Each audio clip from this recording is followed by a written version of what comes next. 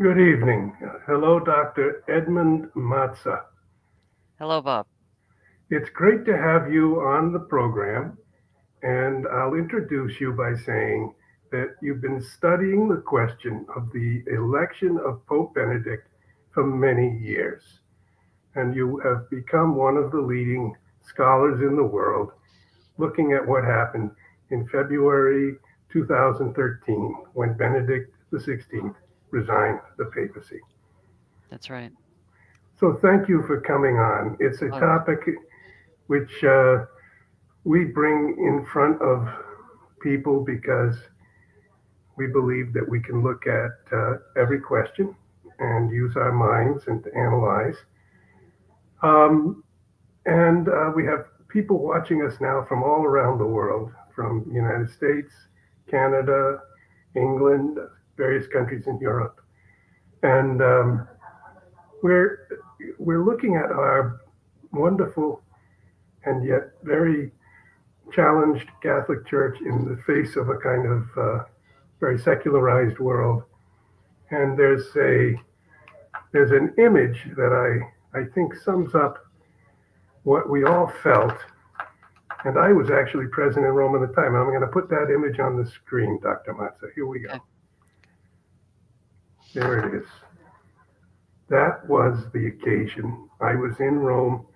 Actually, at the moment that lightning bolt hit on February 11th, 2013, the cupola of St. Peter's Basilica in Rome, I was standing on the very right side of the screen beyond where those lights are, which is the Apostolic Palace.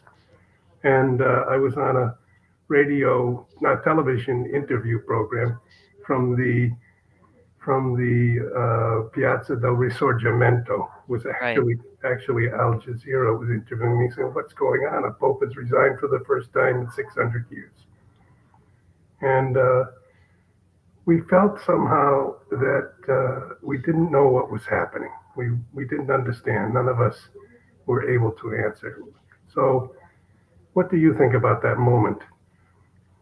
Well, our Lord told the apostles that in the end days there will be signs in the heavens, and this, 2 kilometer long lightning bolt striking Peter's dome twice on the day that Pope Benedict announced his abdication, I think was a sign, and I don't think it was a good one. Even secular people thought that his boss was expressing his displeasure at his decision. Hmm.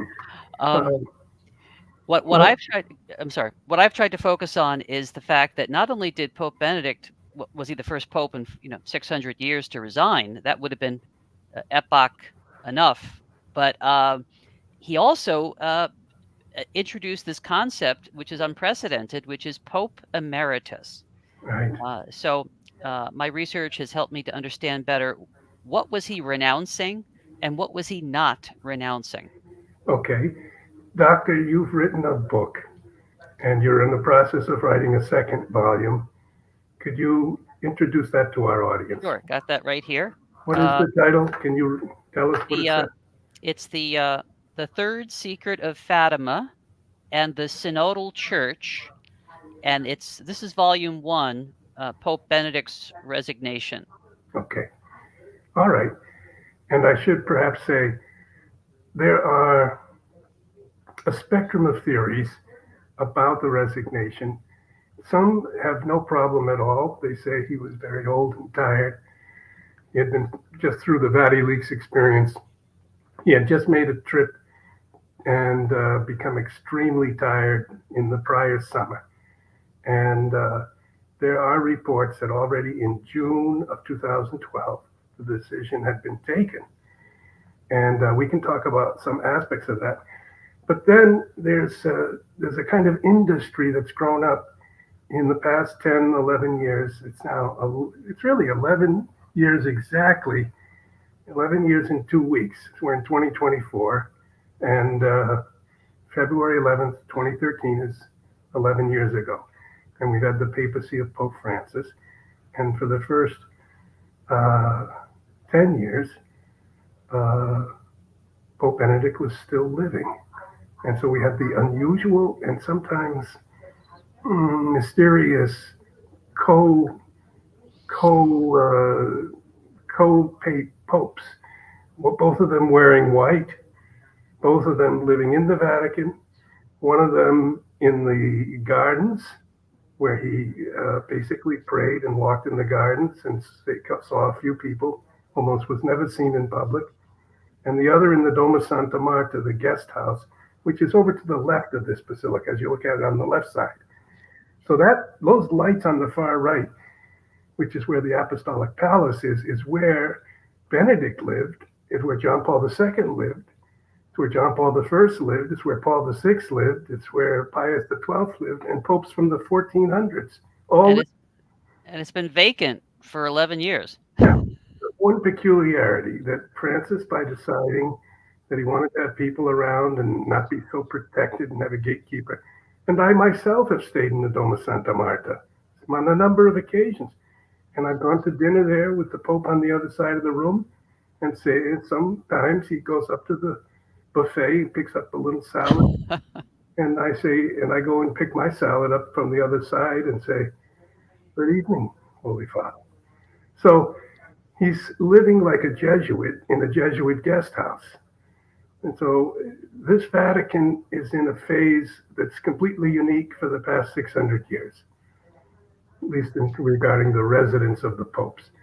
So you're looking at that moment earlier the morning of this lightning stroke. And we do have actually the possibility of showing a video of here's Pope Benedict. And we look at him and we lament his departure. Pope Benedict XVI, from April of 1927 to December 31st, 2022. So the very last day of 2022. And he was the successor of Peter, and he passed away just a year and 2 months ago. And I'm going to try to share my screen. And how do I do that? Present, share screen. And I'm going to go to this. And we're going to have the moment here when, can you see that? Yes. Okay, I'll hit the button. Video from Catholic News. Here he is.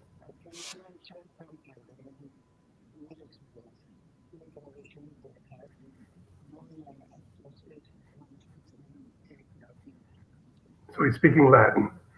Right.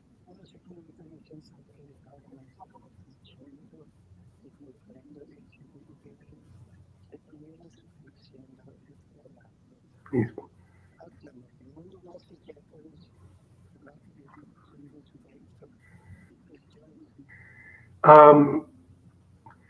Dr. Mazza, can you hear the Pope's words and can you see the captions?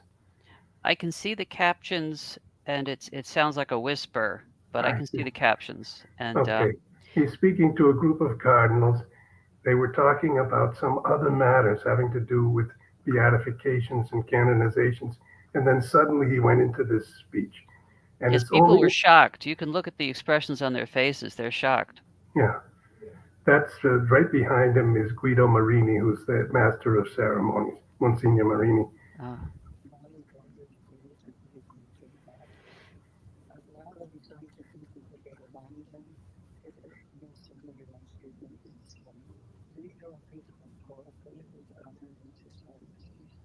So he's saying he's getting too weak to carry out the task because his body is getting old and tired.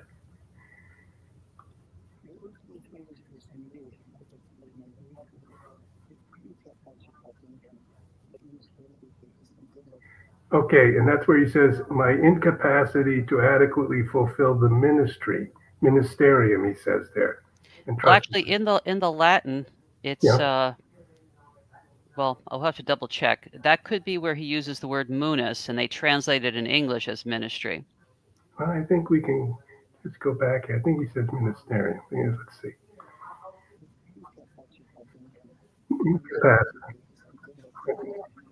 I think he said ministerium entrusted to me. I think he says ministry there.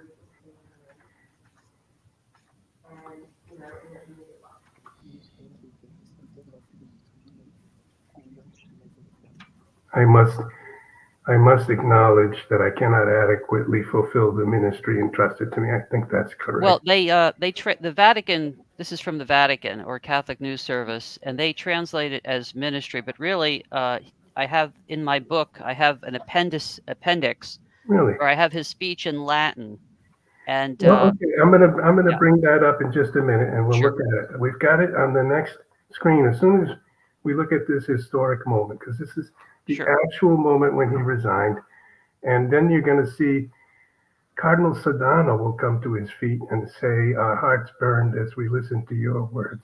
But let's see what he says here. sure.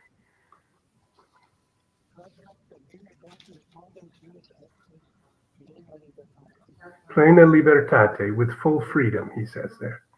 He said, not being pressured, he's saying. Okay, there he says, me ministerio episcopi Rome, my Yes, ministry is Bishop of Rome, successor of St. Peter, entrusted to me by the cardinals on the 19th of April, 2005.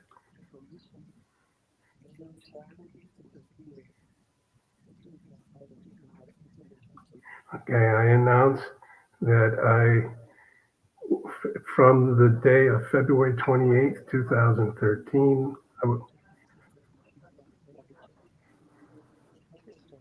at the 20th hour,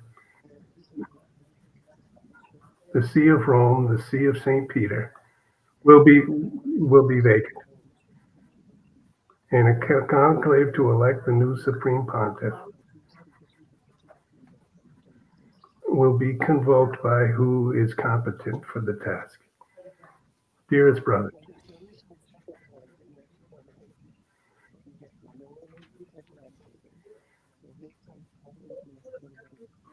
and he there uses ministerium again. I thank you for the love and work with which you have supported me in my ministry. We can listen to that once more. sure.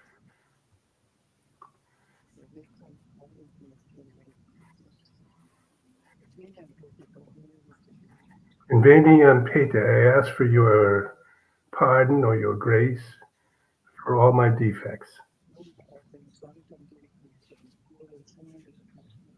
So let us entrust the Holy Church to the care of our Supreme Pastor, Dominus Jesus Christus,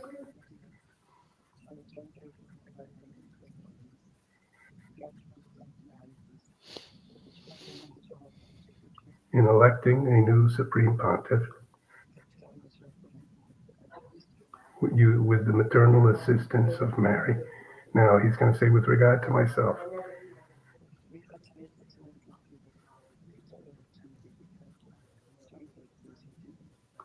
I will dedicate my life to prayer and serve the Holy Church of God in the future in this way.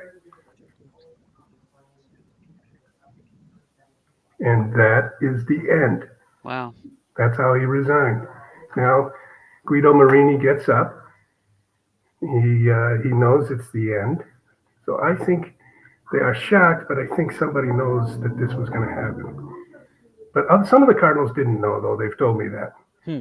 So now he moves the microphone, and this other Monsignor takes the microphone away, so Pope Benedict won't speak again. They move over here, and this is now Cardinal Krajewski is the one in the white, and this is Cardinal Angelo Sodano, and he says, Holiness, Santità. Here you see all the cardinals sitting around this room, gathered for this other purpose of the beatifications, and Sodano is going to give. You see, he's holding two sheets in his hand. So he's already prepared to read something. Beloved and venerated successor of Peter, like a lightning stroke from a clear sky, it resounded in this hall your very moving message.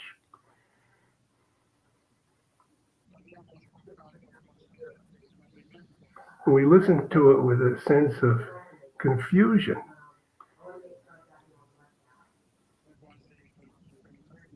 almost unbelieving.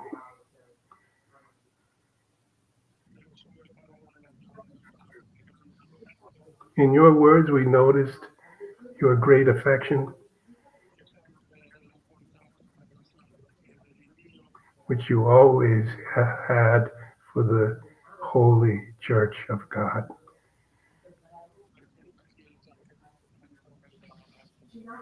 for the church that you have loved so much.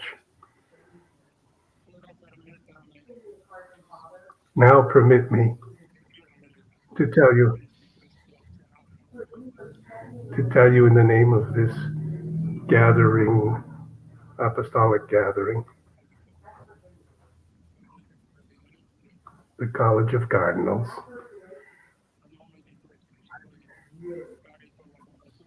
in the name of these your dear collaborators, many of whom had been fighting with him for some years,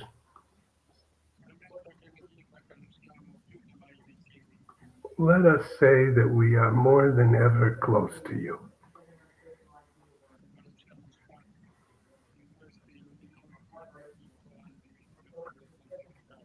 as we have always been in these 8 luminous years of your pontificate.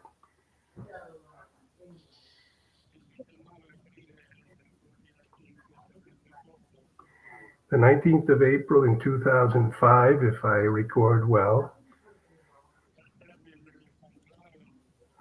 So here we see Benedict just listening intently at these words, and I would say that he hasn't heard them before. He's wondering what Cardinal Sodano has prepared in response to the news that he's resigning.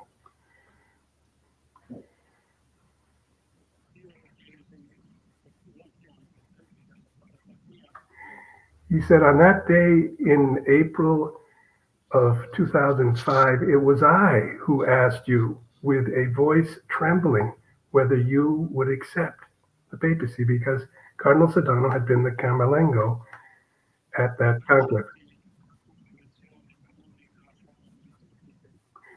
Do you accept your election to be the supreme pontiff?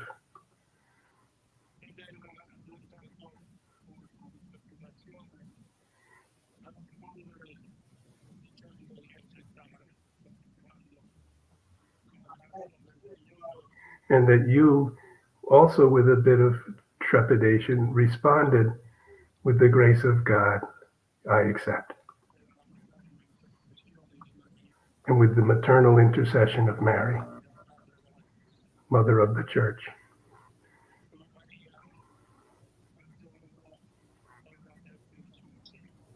With Maria, with Mary, on that day, you gave your yes.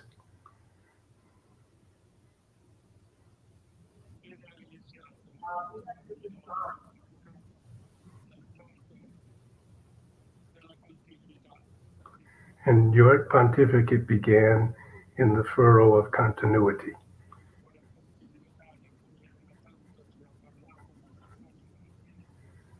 which you always spoke about regarding the history of the church. Okay, so that's that. Uh, Dr. Mazza, is that interesting for you? Yes, because a couple of things. The next, well, so 2 weeks later, he doesn't actually step to the side until February 28th. So Right. in 2 days from now, we will commemorate um, Pope Benedict getting in the helicopter.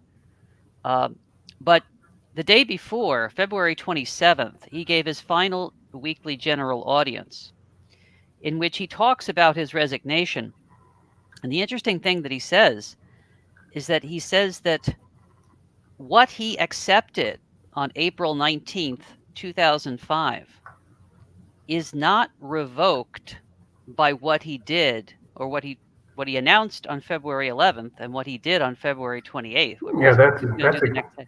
that's a key point. That's And he's absolutely right. Yeah. and he uses a very strange expression. Instead of saying I'm giving up the ministry of St. Peter, he says I'm giving up the active ministry of Yes. Saint Peter, Yes. and he seemed to. Again, in my book, I have an appendix, and in the appendix, I have an English translation of his general audience that day, so Yes. people can read for themselves.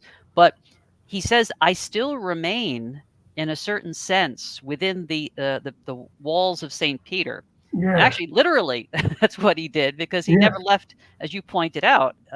He's in this little monastery inside the Vatican Gardens for the next 11, next 10 years, as it were. Um, so uh, I guess what I'd like to get into is the fact that his renunciation was sort of qualified. And that's what got me interested in this subject. One of Benedict's collaborators at the Vatican is the respected priest Monsignor Nicola Bouks. And in yeah, I have his picture oh great, here. There's yes, Nicola Bux, 77, time theologian, and a close personal friend of Benedict XVI. So now he he lived. said something very interesting, Bob, in October. I think it might have been October 13th, the Fatima anniversary, in an interview with Italian journalist Aldo Maria Valli. Yes. Um, he asked him a series of questions and about the troubling aspects of the Bergoglian pontificate.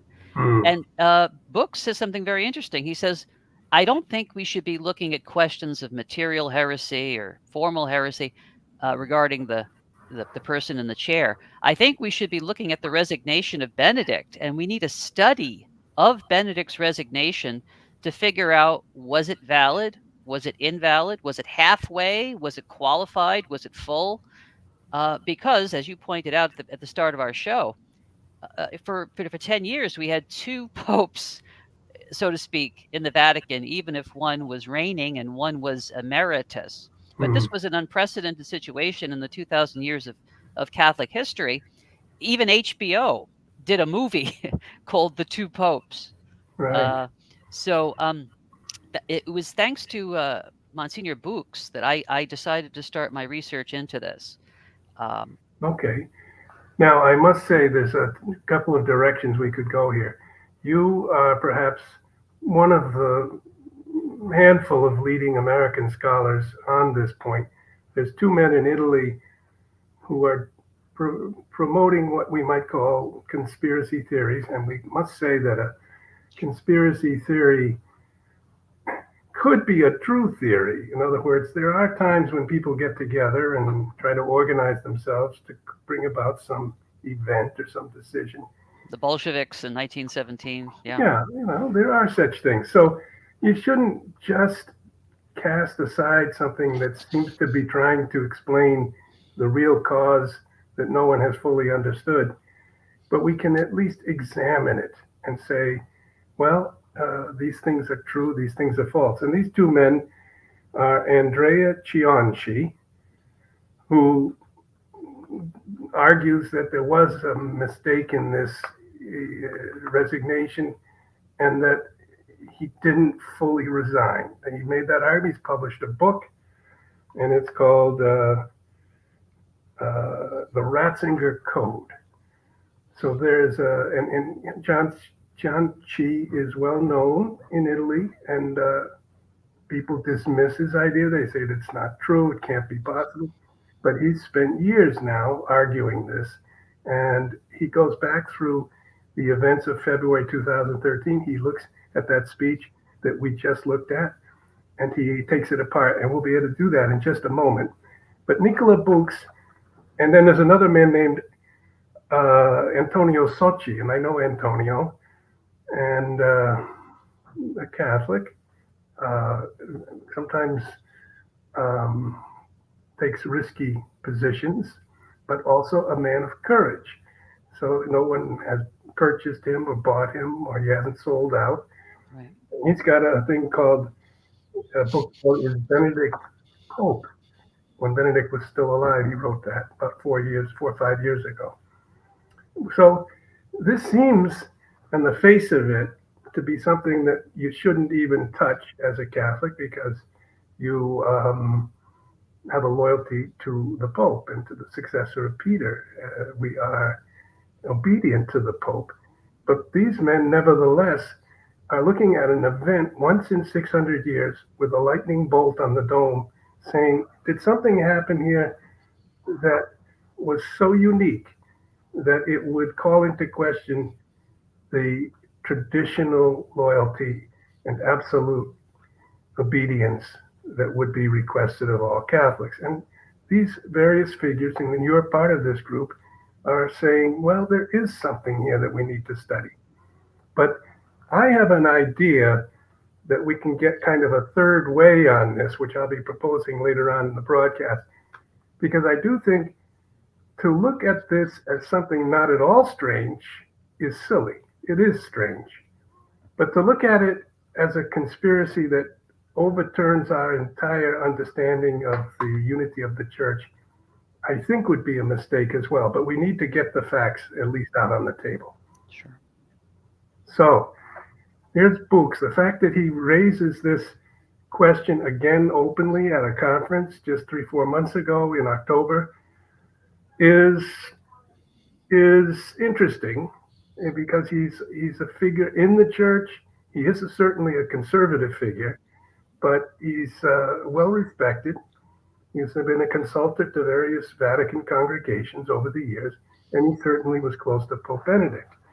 So why he would bring that up again at looking at the conclave or at the resignation, we would need to actually talk directly with him, say, what was your thinking? He's also a friend of Archbishop Vigano. So Yes, and if I could add, Bob, Archbishop Vigano, I guess it was 2 or 3 years ago, sort of built upon what Books said in an interview. He said that before we can have a new conclave, we have to examine this issue of the conclave that elected Bergoglio and the issue of Benedict's resignation. So okay. Vigano, His Excellency Archbishop Vigano, thought that was a sine qua non before we can have a new conclave after the death of Francesco.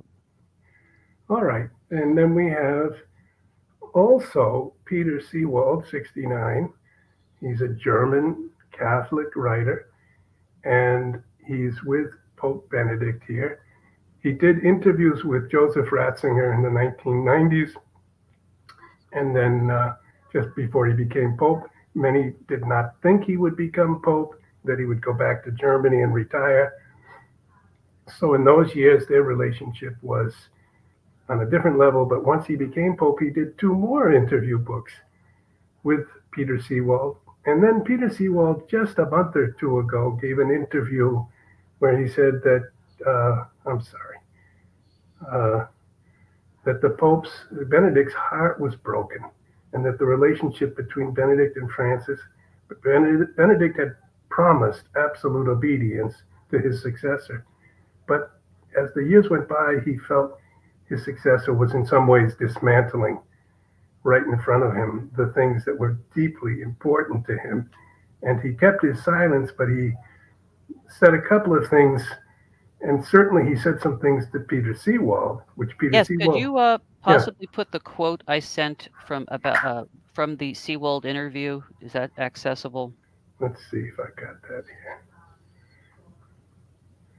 Yeah. Where are my? Because as you point out, he after he renounced, he actually did 2 book-length interviews with Seewald. Yes.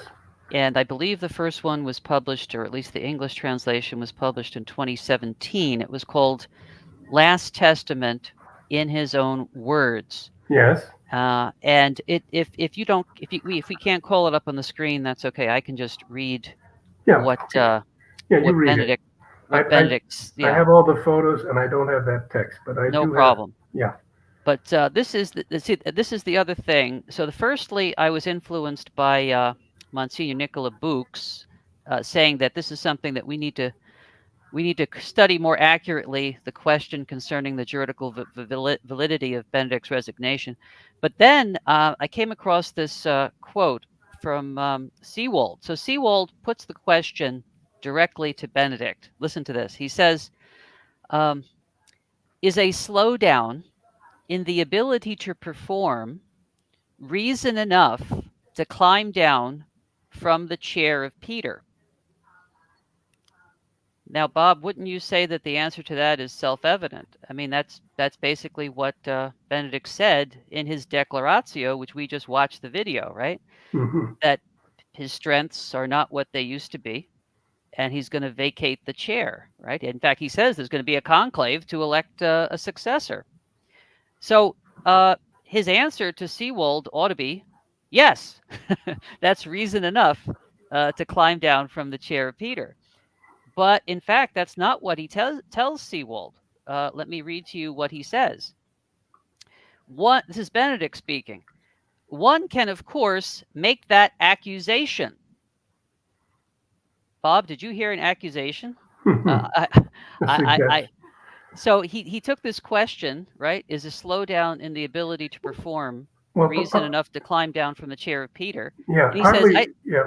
I take that as an accusation. Well, partly that's because Walter Brandmuller, a cardinal who's now about 95 years old, so an old colleague of Pope Benedict, both of them great intellectuals from Germany.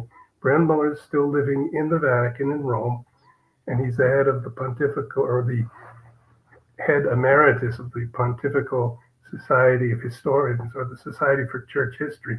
He's one of the great experts in the Catholic Church on the Reformation in Germany. And Brandmuller wrote a letter about 6 or 8 years ago to Pope Benedict saying, I really think you made a bad decision to resign. So that's an Right. accusation. I Yeah. accuse you of making. And of course, Benedict said that he took the decision after much prayer, Yes. and it was he felt that the Lord was calling him to do what he did. So, But then he has a couple of lines here, and let's see what we can make of it. So, again, Seawold says, is a slowdown in the ability to perform, is that reason enough to climb down from the chair of Peter? And Pope Benedict says, one can, of course, make that accusation, right. but it would be a functional misunderstanding. And I'm going to suggest that that word functional is key to understanding his resignation and his choice to be Pope Emeritus. And he continues, the follower of Peter, right, the Pope, is not merely bound to a function. That's Mm-hmm. the second time he uses that word function. He says, the office enters into your very being. And Wow. he says, in this regard, fulfilling a function is not the only criterion for being a pope. So, Yes. as I understand him, what he He's, was trying to say, or he, you want to he, comment? well, he still feels that he's Pope in some way, or something about being the successor of Peter doesn't cease. You don't just leave the job like you're the CEO of a company. Precisely. In fact, he adds this. He says, a father does not stop being a father, but he is relieved of concrete responsibility. He Okay. remains a father in a deep inward sense, in a particular relationship which has responsibility, but not with day-to-day tasks as such. And he concludes by saying, if he steps down, he remains in an inner sense within the responsibility he took on, but not in the function. Okay. Now, this is amazing because it makes very clear that we've got three schools of thought. The first is just no problem at all. He resigned like a CEO. He's gone. Francis takes over. So that's the first school, which I think is the largest. Most people think that. Right. But what Benedict just said doesn't permit that because he said, I still had the character in me, the function of being the successor of Peter that I continued till the day of my death. I just didn't have some of the duties and responsibilities. So the second school says, well, there's some conspiracy here that keeps him as Pope. It doesn't allow Francis to become Pope. The Apostolic See is impeded. He kind of used this whole scheme to continue to be the Pope, and that Francis never became Pope. That's a thesis that a few people, let's call them the very few, but nevertheless, some opponents of Pope Francis are arguing this, and even Books seems to be suggesting that we need to re-examine the resignation for this reason. But the third school would take what Benedict just said and says, we are in a unique situation. We haven't had a resigned pope for 600 years. And the prior case of 600 years ago, they all three were asked to resign by a council. So none of them took an individual decision. So this is unique, and it means there was a unique characteristic both about the life of Benedict after his resignation and about the election of Francis. Yeah. Yes, precisely. And so what I argue is that we have to go back to Ratzinger. You know, Ratzinger was a Peritus at Vatican II. Yes. He and Rahner, they were part of this Nouvelle Theologie. In fact, I think we have I saw an image of Rahner on the screen Well, yes. Okay. before. I'm sorry. Here we have Karl Rahner, S.J., from 1904 to 1984. He lived 80 years, German theologian, Peritus at Vatican Council II. And he had a brother who was also a priest. Karl Rahner was arguably the most influential, and I would say you have to call him progressive, German theologian, and he was a friend of Joseph Ratzinger when Joseph Ratzinger was a young man. And what Ratzinger was influenced by him and was to that extent a little bit progressive as a thinker through the 1960s, and then toward the end of the 60s started to change, became more conservative as Rahner and people like Hans Kuhn continued to be progressive. Ratzinger started to say, we didn't expect all the consequences of our thought. And it's kind of the key to Ratzinger to see how he moved as he saw what happened in the early 70s as so many problems and confusions emerged. Yes, Rahner and Ratzinger, they broke up kind of like the Beatles, almost around the same time, actually. And Rahner was associated with a journal called Concilium, and Ratzinger was associated with, I think, de Lubac, with Yes. Communio, Yes. a very scholarly It journal. still exists today. It's published 4 times a year, and people should consider subscribing to Communio. Yes. But the point I'd like to get at is that Rahner had a particular view of the church and a particular view of the papacy. How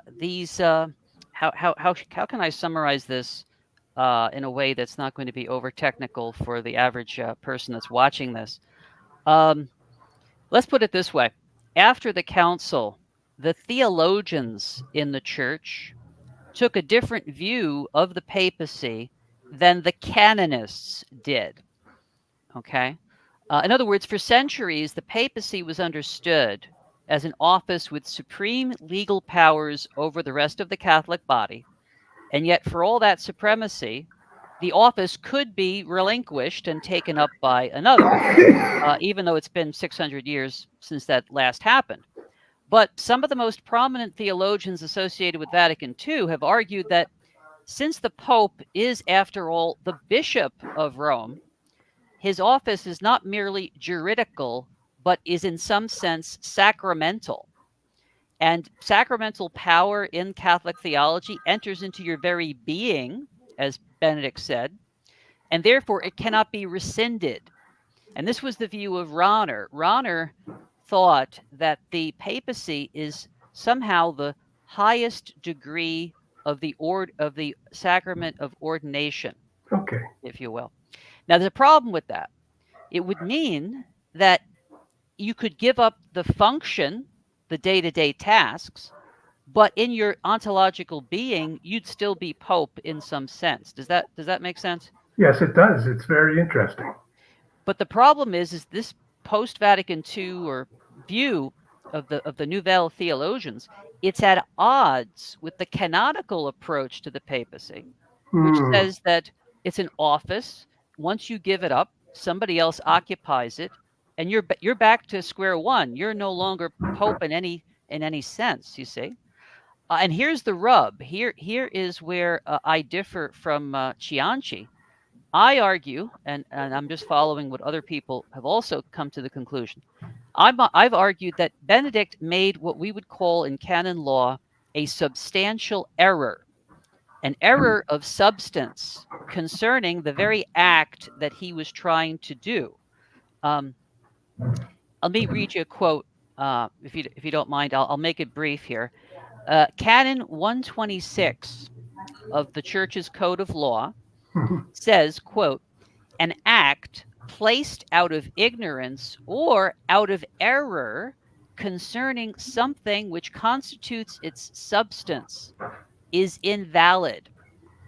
Hmm. So, if Benedict believed he could resign the administrative duties of a pontiff, but nevertheless remain papal, well, then, according to the view of the canonists, his resignation was null and void, because also Canon 188 says that any resignation which is made out of substantial error is invalid by the law itself. But of course, this would have a catastrophic consequence, Bob, because if his resignation was invalid, then the conclave that elected Bergoglio would be invalid because the chair was not empty. Hmm. Okay, this is the idea that the chair was not empty and that the resignation was not valid. So we really, if we were going to go down that road, you're saying there's two canons in canon law which say if there's an error made in an act of resignation, it's null and void. A substantial error. In Yeah. other words, it's almost like an impediment to marriage. If you Yeah. this idea of substantial error comes up sometimes in Hmm. annulments and things. Hmm. It has to do with the fact that if you're, and it's more complicated than this, I'm boiling it down, but if your intellect is operating on an erroneous assumption, your will, when you choose to do something like resigning, would not be free. Because as you might have pointed out earlier, people have asked Benedict over the years, did you resign freely? And he insists, I did. And he insists that that Francis is his successor. And again, that's where I disagree with Cianci, that he somehow deliberately messed up his resignation and created an impeded see so that his successor would be invalid. I don't buy that argument. But Hmm. what I and others have tried to say is that if this conciliar view of the papacy, which even Pope Francis has mentioned, he says back in 2013, a journalist asked Francesco about this business, and Francesco said, yes, those German theologians, some of them think that the papacy is a sacrament. I Hmm. don't personally think so, but I find it interesting. Yeah. So if Rahner was wrong, if Ratzinger was wrong about this theology of bishops and theology of the papacy, well, then I think the evidence is clear that he committed substantial error, but there are serious consequences to that. All right. That would mean overturning every decision of the entire papacy and sort of skipping 10 or 11 years of church history in terms of administrative decisions. Well, yes and no. It's a bit of a there's something in and we don't need to get into the weeds on this, but there's something called supplied jurisdiction, where even an anti-pope, and all that means is a man who's sitting in the chair of Peter who is not actually the pope, but even an anti-pope might be able to appoint legitimate cardinals and do legitimate actions, as long as those cardinals were not themselves heretics, Hmm. and as long as the actions in themselves were not against divine law. But that would maybe get us too far into the weeds. But uh, there are different views on how much of the last 10 years, 11 years would be erased if this thesis were actually true. But There was a, it would certainly explain a few things. well, there was an anti-pope or a contested pope who now is regarded as an anti-pope, Anacletus, who Yes. in the 1130s time of Bernard of Clairvaux, Yes. who supported the two popes received, well, two candidates received votes, and there was a division in the College of Cardinals, and the majority went to Anacletus, but the minority continued to support the other candidate, Innocent, and Bernard supported Innocent, and finally Innocent was eventually country by country, cardinal by cardinal, they changed their minds. And then they had a kind of agreement that Anacletus would be removed. And after that, every cardinal and every appointment that he had made was reversed. Yes, that's right. I think that was the Second Lateran Council, I think. But yeah, but the point is, it took 8 or 9 years.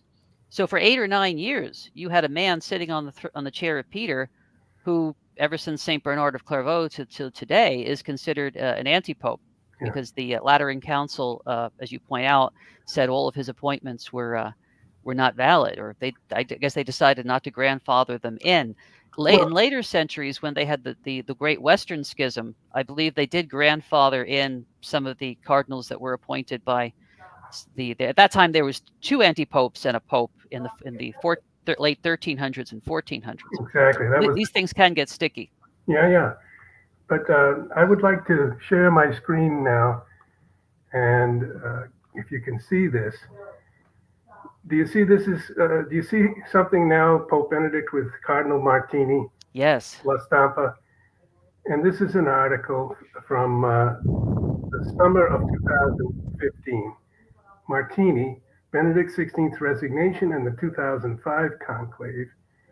And this has to do with Benedict's election, but the reason I'm bringing it up is because there seems to have an agreement been made in 2005 that Benedict would resign after a certain period of time. And this is from an interview with this other man, Father Silvano, Fausti, Cardinal Marini's confessor and spiritual guide. He died on June 24th. Can you see that? Yes. Of 2015. So Martini died in the summer of 2012. Cardinal Martini, this man. And he had received some votes in 2005 to become Pope. He was a great biblical scholar. He was a Jesuit. And we should point out, even with Charity, that this guy was an arch modernist. Yeah. Who wanted women priests, rejected Humanae Vitae, was okay with same-sex unions. I mean, this guy was sort of Bergoglio 1.0. This is a man who, had he not contracted Parkinson's, he probably would have been Pope Francis I. But that's a different show, I guess. Well, so in 2005, there were some votes going to him, and it was almost like the man before Francis, the Jesuit before Francis, was in the position maybe to be elected, but they were divided still. Some were going for Ratzinger, some were going for Martini, and the third compromise candidate from the Curia was proposed. Martini came to talk with Ratzinger before the final day of the conclave. And let's just see if I can get you the quote.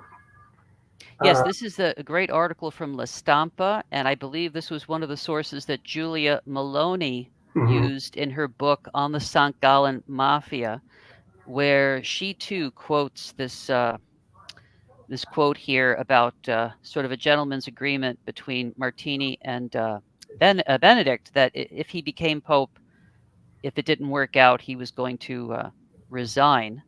And the interesting thing, Bob, I offer online courses, and next week we're going to start a course on Marian apparitions and the end times. And what's fascinating is that there was a priest who wrote a book in the 1950s on the prophecy of Malachi. I know this has come up in the pages of Inside the Vatican magazine, this alleged prophecy of the popes.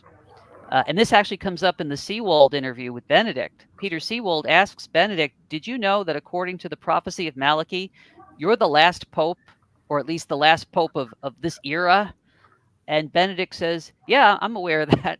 And Seawold says, "Well, what do you make of that? Could that really be?"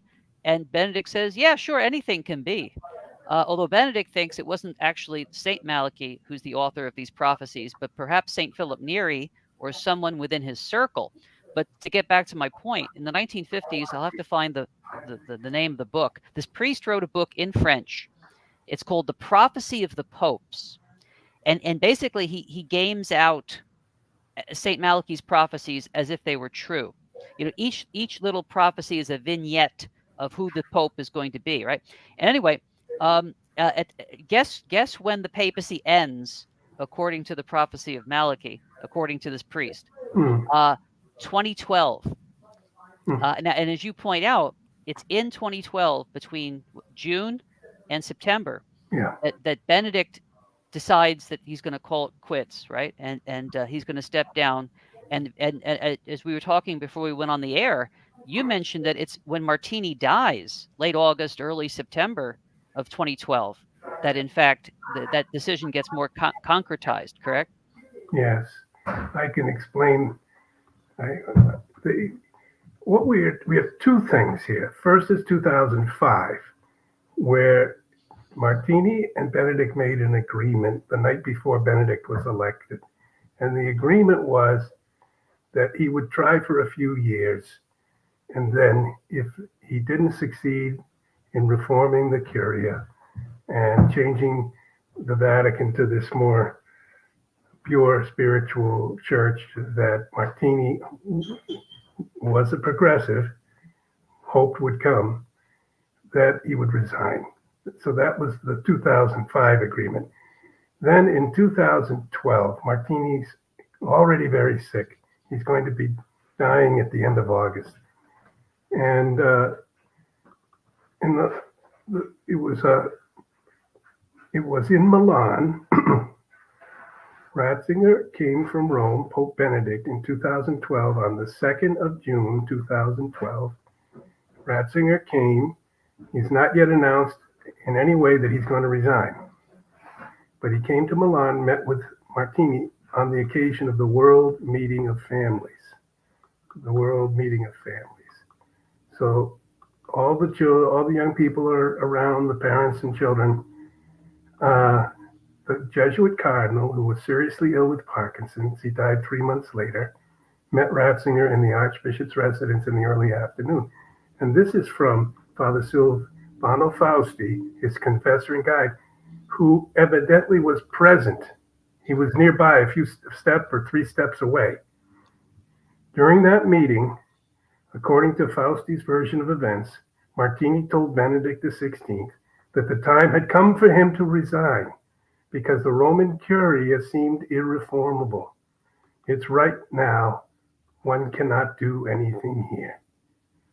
Father Fausti is the primary source given the relationship he had with Martini. There is no doubt that during that painful period the Holy See was going through, with the Vati Leaks scandal in full swing, the Archbishop of Milan spoke frankly to Benedict XVI, suggesting he resign. So, his closest collaborators admitted that Ratzinger made his decision following his visit to Mexico and Cuba in March of 2012.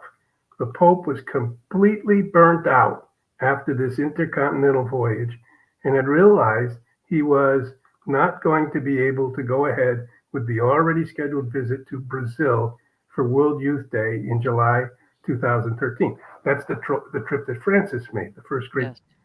The Vati Leaks scandal then added to this situation and paradoxically pushed his resignation forward rather than speeding it up. Okay, Benedict's Secretary of State, Tarcisio Bertone, stated that he was informed about Benedict's decision to resign in mid-2012, so presumably in the month of June. So he's in June 2nd, he's with Martini in Milan, June 2nd. Martini says to him, it's right now, one cannot do anything here.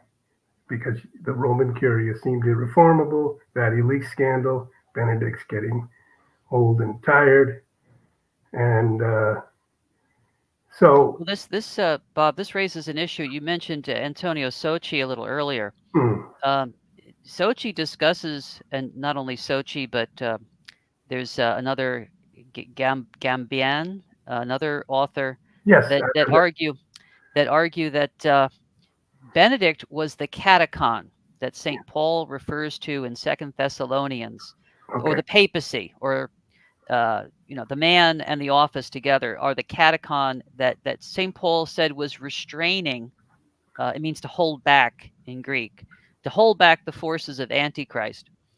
And some people would argue, Sochi and other Italians especially, that Benedict was sort of removed by the St. Gallen people, if you will, and by the government of China, for all we know, and other forces in the world. And that now that the catechon is out of the way, the forces of Antichrist can have a field day. This is an apocalyptic scenario, yes, that there's something that keeps open to God and to Christ the human life on this planet, and something that wants to break that connection. And above all, the Pope, the Church, all the people in the Church focused on the Eucharist, focused on Christ, the Christocentric world, Right. prevents that satanic power, that Antichrist power, from having its way with laws, with customs, with everything that we see and hear around us. And if that connection if that block of the power of evil is taken away, the catechon, the blocking of the evil, the catechon, the impediment, or what's holding back the evil, is taken away, then the evil goes forward. So it was in this context that Martini spoke to Ratzinger, Pope Benedict, on June 2nd in 2012, the summer before he resigned. It is impossible to know whether Benedict XVI spoke to Martini of his intentions during their last brief meeting in the Archbishop's residence. It is more likely that the Jesuit cardinal spoke to him about it, as is the testimony of Father Fausti. And then there was this is the description here of Fausti's discussion of the 2005 conclave. The disclosures, Father Fausti, remember, Fausti is the secretary of Martini. Martini died in 2012, Fausti died in 2015. Fausti made regarding the 2005 conclave more complex to interpret. According to his reconstruction, Martini apparently handed his votes over to Ratzinger in order to avoid foul play, which attempted to eliminate both of them, neither Ratzinger nor Martini, in order to elect a thoroughly obsequious member of the Curia who didn't make it. According to Fausti, Ratzinger and Martini had more votes, Martini a few more than Ratzinger. There had apparently been a scheme to elect a Curia cardinal. Once the play had been unveiled, Martini went to Ratzinger in the evening, and this would have been the 18th of April in 2005, the day before Ratzinger was elected, and said to him, "Tomorrow you agree to become Pope with my votes." He said to him, "You accept. You have been in the Curia for 30 years as prefect of doctrine of the faith, and you are intelligent and honest. If you manage to reform the Curia, great. If not, you step down." Yeah, this guy Martini, he was like Dr. Moriarty from Sherlock Holmes. I Mm, mean, this guy was bad. He's the guy, you can read his writings, years before Francis says that the divorced and the remarried need to receive Holy Communion without an annulment. This is the same guy who said that as regards same-sex couples, I would never judge them. Gee, that quote sounds familiar. I think, have you heard that quote before? Who am I to judge? So yeah, Martini was a bad dude. But I just wanted to, just for everyone, yeah, give you this is the interview Silvano Fausti gave. This is the man who was the secretary of Martini. Wow. Meany had a few more votes. He's talking about the 2005 conclave. Just the evidence here. Well, of course, right after Pope Benedict got elected, he said, "Pray for me that I do not flee for fear of the wolves." Absolutely. 5 days later, yeah. April 24th, 2005, the first major address after he was elected Pope, the inaugural meditation homily. He said, "Pray for me." At the end of the homily, he said, "Pray for me that I do not flee for fear of the wolves."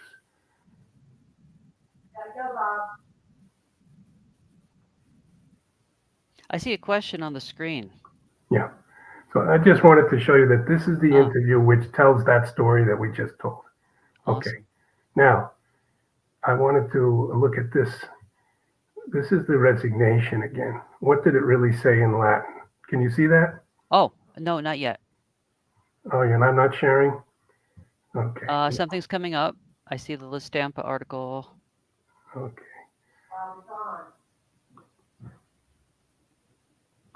I have to go to this one now. Is that on now? No. Stop sharing. Move on. Okay. In this document, so you don't see any of these texts? Well, okay. All No, right. I don't see. I'm sorry. Um, we were going to go through step by step through the whole question of ministerium and munus. Maybe we just summarize it for people. In canon law, it speaks of two things, a ministry and an office. The ministry is ministerium and the office is munus. It's a duty or an office. And you're saying that munus is what became ontological, changes Pope, Cardinal Ratzinger into the Pope. And that remains something that if he's going to resign that, he has to say, I'm resigning that character, that duty, um, that task that has become part of my being, rather than just the ministerium. And this has been debated by many people now. And it is true that he seems in this declaration of resignation to speak only of his ministry, not of his munus. That's the main point. Yes, if I could sum it up in a couple of sentences, Cardinal Erdo of Hungary, he did a study of the ambiguities between officio, munus, and ministerio in an article from 1989. And this is, I'll just read it briefly. He says here that even in the new code of canon law, munus, not infrequently, also has a special theological meaning of the three munera or gifts of Christ and of the church. And he says passages in which the legislator speaks of the munus of Peter, canon 331, or the Roman pontiff, canon 332, are connected with this sense. So that's the sense in which Ratzinger is taking it, not simply an office that somebody else can take the office and it's gone, but in the sense of to teach, to sanctify, and to govern these gifts that are given to you by Christ, and therefore they're irrevocable. And the question is, though, was Ratzinger's Vatican II theology, was that accurate? And if it was not accurate, then canonists need to look at the possibility here of substantial error in the resignation, because the only thing he clearly did was give up the ministry of the Bishop of Rome. He doesn't clearly give up being Pope. In fact, he seems to chide Seewald for implying that. And so that I guess that would be a summary of it. All right. Now, let's go on to one other person who is this man. Ah. This is Archbishop Georg Genswein, who no longer has any job at all. From about 2001 or 2, he was the secretary of Joseph Ratzinger, first at the Congregation for Doctrine of the Faith, then as Pope. And in that capacity became prefect of the pontifical household. And at the end of, as Benedict was resigning or knew he was resigning, he promoted this man, who's German, from southwestern Germany who became prefect of the pontifical household, which means the person who is always present when there are presidents who come or cardinals who come to visit the Pope.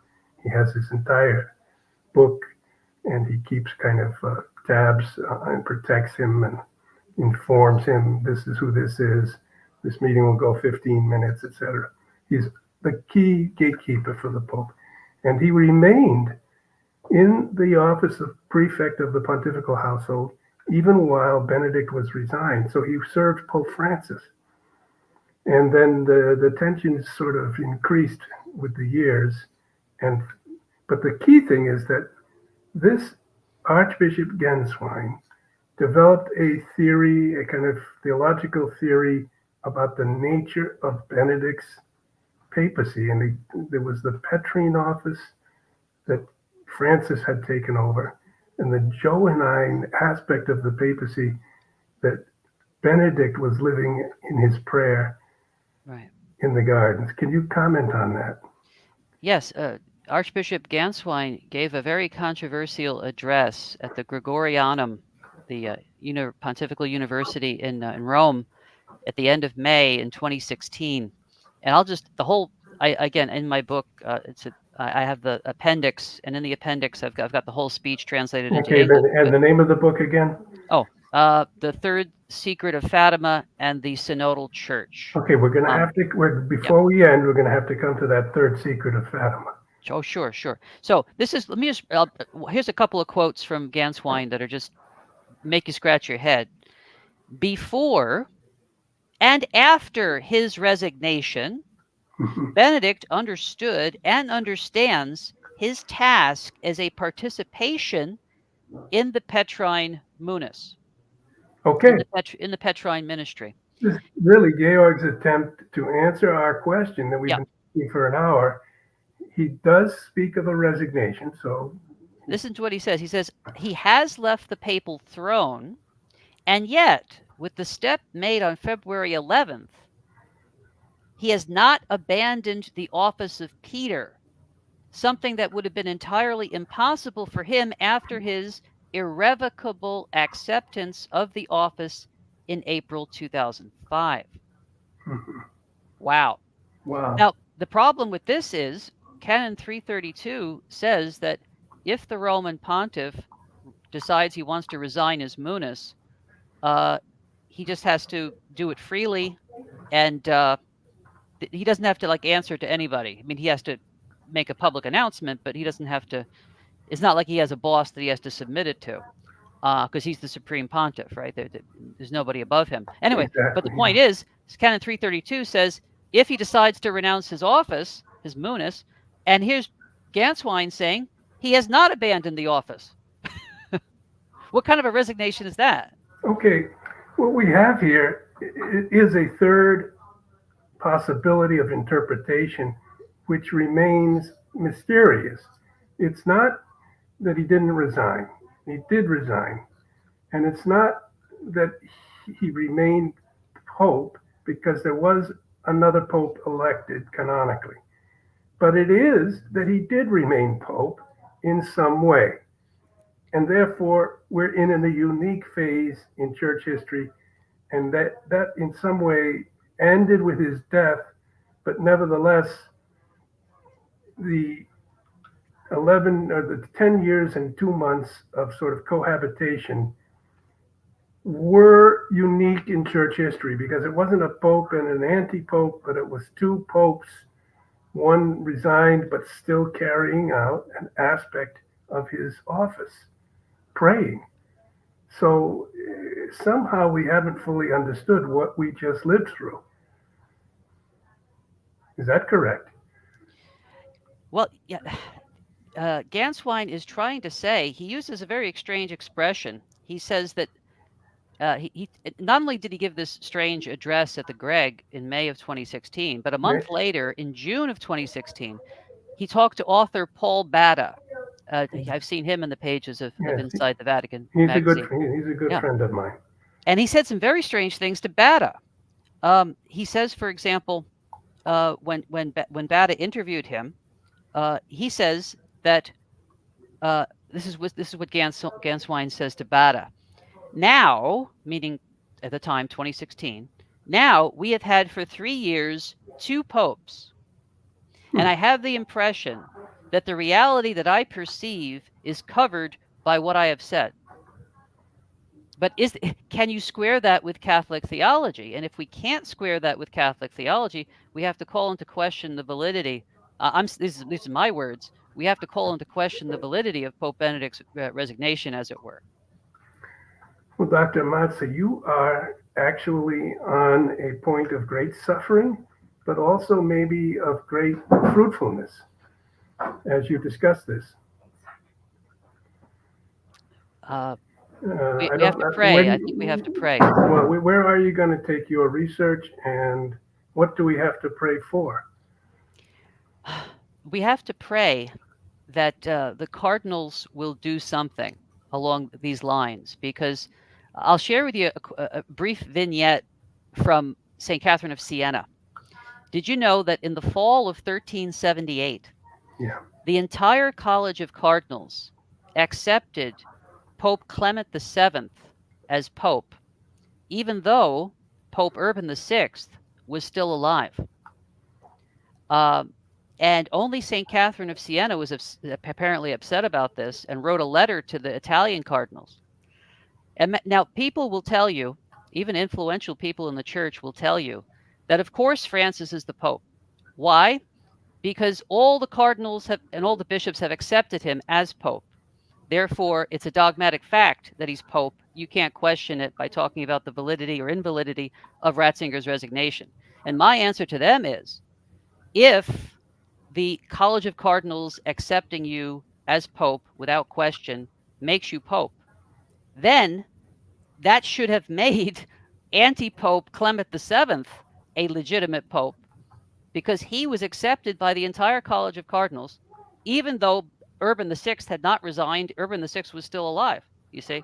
Yeah. So Catherine of Siena wrote to the Italian cardinals, and she said, you guys have foisted a devil on us when you should have foisted and you should have been on the side of the angels. In fact, I can't even repeat some of the stuff that St. Catherine of Siena says. But the point is I would say, and I could be wrong, but I think we need to pray that some courageous cardinal or bishop will do what Monsignor Nicola Bux said and what Archbishop Vigano have said. We need to investigate this issue of Benedict's resignation to see whether it was valid or invalid, because it might be the solution to what we see going on in the church today. And I would add, in closing, we need to have a legitimate Pope, because we're on the verge of World War III. And Our Lady said at Fatima, unless the Pope and the bishops consecrate Russia to her Immaculate Heart, God will use Russia as the instrument of chastisement to punish the whole world. So it's very critically important for the lives of people who don't know a thing about canon law or this or that. For the average person who just wants to survive and raise their kids and get to heaven, Sister Lucia said the whole world will be overcome by communism if the Pope and the bishops don't consecrate Russia. And I would argue that to this day, we have not had a proper consecration of Russia. So it's very important to figure out who the Pope is. Well, and this is the topic also of the book you're working on now, which will be the following up book to this interesting book that you've already published. And when do you think you're going to finish? Well, I'm hoping before the synod in the fall. I fear what's going to happen with that synod, and I would like to try to get as many facts out before that as I can. So that hopefully that would be the plan. Well, that would be great. And then you do teach classes. And if among our listeners or viewers are any who would like to contact you, how would they do that? You have an online university, as it were. As it were. It's edmundmazza.com, edmundmazza.com. And next week, we're starting a course on Marian apparitions and the end times. We're going to look at Garabandal, which you did last week. We're going to look at Fatima, Akita. Did you know, Bob, that, and I'll tease the audience here, that the confessor spiritual director of Sister Agnes, wrote about 20 years ago. He revealed a part of the message of Akita that has never been revealed before, I where didn't Our know that. Lady warns about an Antichrist Pope that is coming. That's an expression. So if folks want to learn more about the hidden secret of Akita, we're going to talk about that. We're going to talk about the third secret. And also, folks may not know this, next month, March 7th, is the 750th anniversary of, I've got St. Thomas Aquinas over my shoulder here, the 750th anniversary of the death and, I guess, entry into eternal beatitude of St. Thomas Aquinas. And it kicks off a whole year of celebrations because the following year is the 800th anniversary of his birth. So we're going to do a special course called St. Thomas Aquinas, His Wisdom and His World. And again, if folks want to sign up for that, if they can't attend the classes live, I send videos out so you can watch the video at your leisure. It's edmundmazza.com. Well, that would be wonderful. And Thomas Aquinas, of course, is the greatest of our theologians, a man of incredible clarity. Lived only 49 years, so he was 1225 to 1274. That's why in 2024 and 2025 were anniversary years for both his birth and his death. And of course, you know the story. At the end of his life, he had a mystical vision. And then after that, he came to his brothers and he said, I think everything I've written, my Summa Theologica, is as straw in comparison with what I saw when my eyes were illuminated by the beatific vision. It was almost nothing to him. And I think that in some way is the conclusion of our conversation today. And I think we could come back and discuss these matters further. But the life in the world, the life of even writing Summa Theologicas and even doing podcasts, and even certainly when you're carrying out the laws of the church and the sacramental life of the church, that's extremely important. But there is somehow in the presence of Christ, in adoration, in our hearts, that which touched Aquinas to the core, transformed his understanding, is the important thing, the pearl beyond price. And everything else leads up to that. That's the salvation, to finally be directly in the presence, to see the face of God. And Jesus told him, you have spoken well of me, Thomas. What would you have as a reward? And Thomas answered the crucifix and said, only you. Yes. Only you, Jesus. Well, when Benedict was elected, he said he was simply a humble servant in the vineyard of the Lord. And he was a humble man.